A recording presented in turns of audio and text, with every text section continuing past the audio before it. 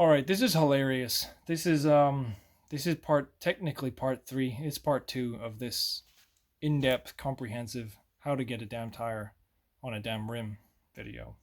How to fix a puncture.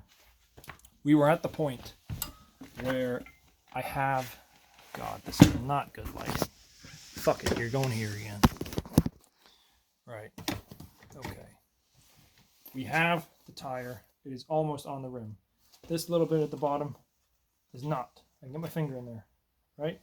So here's how you fucking get that last bit on, right? You're gonna drive the tire down with your thumbs. Drive it. You see how it's sticking up here? I'm literally just pushing it down. Drive it down, drive it down, drive it down. I've got wet, I've got soapy bubbles down here. I'm fucking leaning on all sorts, right? So now, I don't know if you can see this. It's here, right? It's sticking out here. So now, God, this is not how I normally do it. Getting on camera. Basically, you want to shove. Oh, there we go. It went on. So this is what I've done. This is what I've goddamn done. You can go here. Oh yeah, that works. Should have put you there earlier. So, we got to the point where this point here was not going on. So what you do, push with your thumbs, drive your thumbs around the rim like this till you get them down there. Then hey fucking presto, that's it on. Soapy bubbles in the squishy bottle. These will make your life a lot easier. God, that was like 20 minutes. I can do a puncture inside 5, but you know, I guess it takes a lot longer to teach people how to do these things. Now I'm going to show you how to put the wheel back on the bike, because that's something that people sometimes struggle with and they never fucking show you it in videos. They're just like, yeah, here's a puncture. Yeah, done. Show you how to put the wheel on. God, I got to eat and piss. All right, let's do this quick. Okay, so we got our bike, right? Like this. We got our bike. Beautiful Genesis Quarterfur, one of my favorite bikes. Obviously, the gears got to be on the gear side. Now, I hate myself for not having a tripod. What you want to do, because you've already watched my first video. My first video, I told you, remember and put it in the smallest gear on the back before you take the wheel out, because when you do that, you put the derailleur in a better position to, well, you put it in a position where it makes your life easier. That, right, that's nailed. Okay, so the derailleur is in the bottom position. Now we need to get that chain back on the cassette. So how are we going to do that? Well, this chain, this is the bit that's going to go off the back. Shit. This piece of chain, this is the bit that's going to go over. So we're going to pull that chain up and just pop it on there. Maybe I can get it to sit right here. Hopefully. Alright, so I'm going to pick it up. Shit. For fuck's sake, man. You know what? Fuck this shit. You know what? We're still rolling. Fuck it. Let's carry on. Okay. You can't see shit. Right, we're here. I'm trying, guys. I'm doing my best. I'm trying to educate here. Not a professional videographer. I'm a bike mechanic. Right. So we got the chain down there. You know what? I'm going to put it on, and then I'm going to explain how I put it on. That'll be easier. Give me 2 seconds, guys. 2 seconds. Right. God, this is crusty.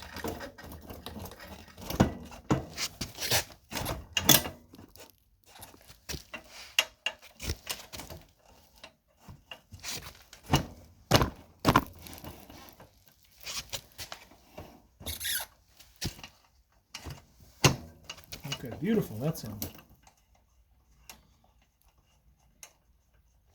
Alrighty, let's get back to it. Right, okay, the bike. So obviously we've got the derailleur. Right, we got the beautiful derailleur. Now you want to make sure, obviously, that the chain runs over the freaking chain rings like that. It then goes up and you got your tension and all that's good. You want to make sure when you put it into the disc, it's sometimes quite difficult to center it in the disc, but basically you want to eyeball it so that the disc is going right between those pads. Then you're all good. And then what I would do is I'd spin it freely just to make sure that it is actually sitting pretty. You spin forward a little bit, but don't do that while the quick release isn't wound up or the wheel might fly out the frickin' bike. Then we're going to do the quick release. Do 2 seconds. Ba, ba, ba, ba, da, ba, da, ba.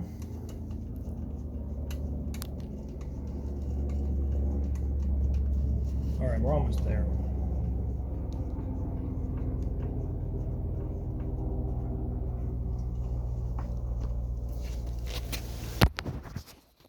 Oh, right. I'm going to go a recap over that real quick. Well, I'm not going to promise to be quick because I'm not very good at being quick. Quick when it counts, slow when it counts. Something. Right. Okay, first things first, you got to take the wheel off. If you're taking the rear wheel off, you got to get the gears out of the way. So shift down in the bottom gear. If you're on the front wheel, well, you don't really have to worry about it. But if it's a V-brake, have any V-brakes to show people? I'm going to show you this, actually. It's a V-brake and you got a puncture. What you're going to do... Give me a sec. Let me get the cinematographic lighting. All right, so here we got a V-brake. That's what a V-brake looks like. Now, conveniently, they're very easy to take apart. Basically, what you're going to do is you're going to reach and squeeze. And as you squeeze, this part will want to come out. There's a little gap right, if I get the light right here. This noodle sits in here. You want to squish that, and as you squish that, I do this with one hand. Fucking yes, come on. All right, I'm not going to do it with one hand. I'll show you in a sec. Give me a sec. All right, you balance there. Be a good boy, huh? Well, that's actually a pretty easy one, right?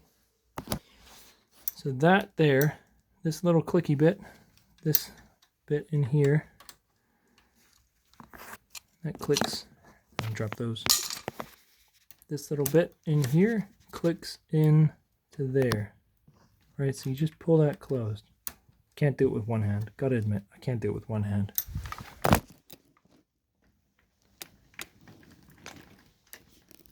But bear with me a second.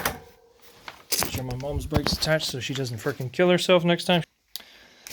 But yeah, if you got a V-brake, that's how you take it out. You squeeze the things together, and as you squeeze them together, the little noodle, you'll see it wants to hop out. Pull it out. It's out. Then you follow the same process to take it off. Or if it's got nuts, well, you undo the nuts. After that, you got your tire off. It's deflated. You have a puncture. You're sad. You need to replace it. You get your tire lever, break the bead off, pull the tire towards you, kind of like double-handed like this. You might hear a little ping, pop as you're pulling it off. Sometimes it's really hard, and you really just gotta yank on it. That does come with experience. Sadly, you can't get everything in a YouTube video, but you pull that off, and then you get your tire lever in, and you can usually slide around. If you can't slide around, get some squishy bubbles in there. It'll make your life a lot easier. It will 99 times out of 100, that works really well. I've not had any scenarios where that's not really worked. Enough squishy bubbles and tire levers usually does the job. My other tip, get yourself a pair of rim sticks. Maybe I should get myself a pair of rim sticks. Oh, I dropped them over there. Get yourself a pair of rim sticks, these tire levers, because they are frankly the best I have ever worked with. And I have broken a lot of tire levers, but those are really good. Get it off. Check the tire for nails, screws, thorns. Check the rim tapes in good nick. Check your tires in good condition. If all these things are good, then put in your tube in. Pump the tube up a little bit first. Get one side of the tire on. Just pop it on, then work it around with one hand or two. Pump your tube up, pop that in, then get your deflate it a little bit so it doesn't catch. And as you're going around, if you find it's real tight, like from the start, then just make sure you've taken most of the air out of the inner tube and you're really focusing on getting that out of the way from between the rim and the tire as you go, because you don't want to then pinch it again. Then when you get to that bottom bit, you can use the tire lever to lever it over a little bit right at the end, but just be real careful. Make sure the tube's tucked in out of the way, because otherwise you're going to pinch it again. Then pump it up. Now as you pump it up, it is important. Here's another damn tip. You know, sometimes you don't realize how many things and how many parts there are to a process until you try and make a video to explain it to people. I can do a tube change in under 5 minutes. I've done it in 3. I've done it in 2 even. But there's a lot to it, to all these things that make it go well. Where was I? God, that was a random thought.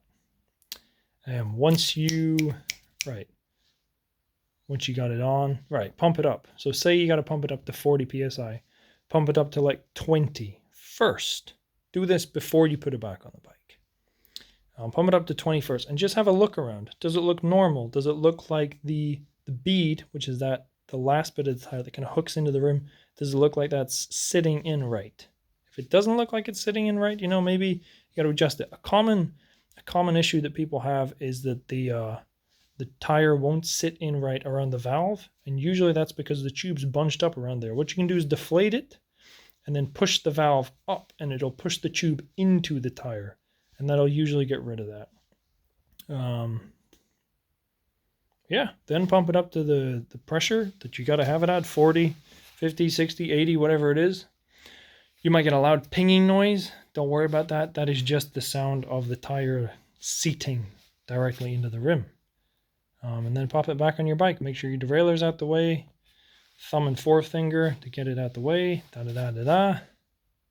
That's you. That's how to do frickin' tire change. God, that took me a lot longer than I thought it did. When I first started making these videos, I was like, you know what? I gotta say that. I've only made a few. But I thought to myself, I was like, I can probably explain a lot of these things very quickly. But what I've come to realize in a very short period of time is that I like to give people details. I like to be comprehensive. And if you have watched this far, and if you've listened this far, then you'll understand that. So if you want more comprehensive, some light swearing and Scottish thrown in there, then I am actually Scottish. I'm not American. I'm not Canadian. I am actually from Glasgow. But I've been in Aberdeen for that long that I think my accent's kind of just bastardized and disappeared.